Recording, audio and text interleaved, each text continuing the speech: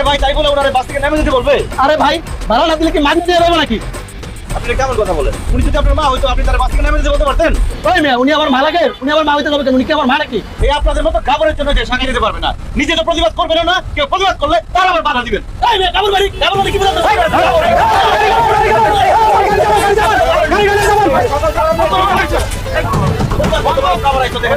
থাকলামি করবে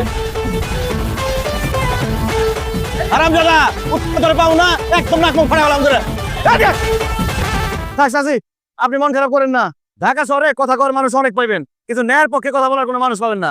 আর একটা বাস পাইলে আমি আপনার বাসে তুলে দিব। ব্যাগটা আমার দেন। হাই কোলামে তোরে আমি কইছি আমার সাহায্য করতে। হ্যাঁ আমার সমস্যা সেটা আমি বুঝতাম।